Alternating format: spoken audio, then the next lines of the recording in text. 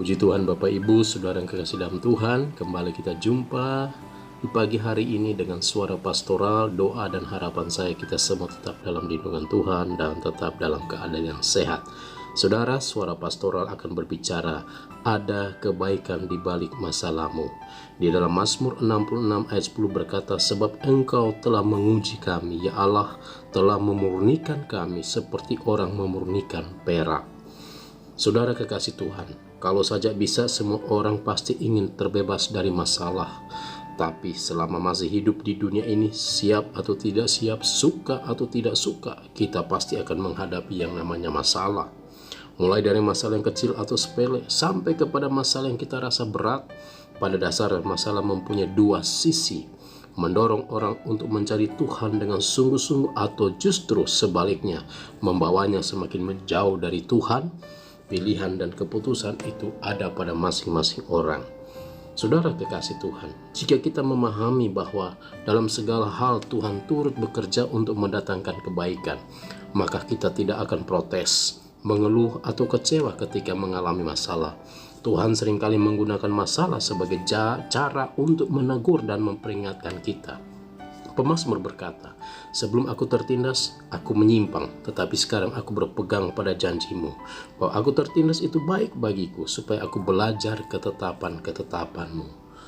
Namun saudara, masalah juga sebagai cara yang Tuhan pakai untuk membawa kita kepada rencana yang indah, suatu kesempatan bagi kita untuk melihat kuasa pembelaan Tuhan, menguatkan otot-otot iman kita, dan memurnikan karakter hidup kita.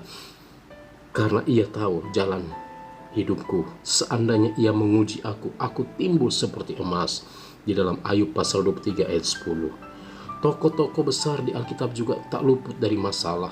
Yusuf harus melewati proses hidup yang teramat menyakitkan sebelum ia mengalami penggenapan janji Tuhan, dan dapat berkata, memang kamu telah mereka-rekakan yang jahat terhadap aku, tetapi Allah telah mereka-rekakannya untuk kebaikan dengan maksud melakukan seperti yang terjadi sekarang ini, yakni memelihara hidup suatu bangsa yang besar.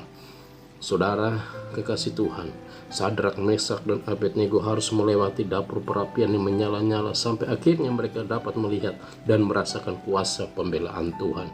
Demikian juga Daniel pun harus merasakan pengalaman yang luar biasa, yaitu masuk ke dalam gua singa dan melihat campur tangan Tuhan yang ajaib. Haleluya, haleluya.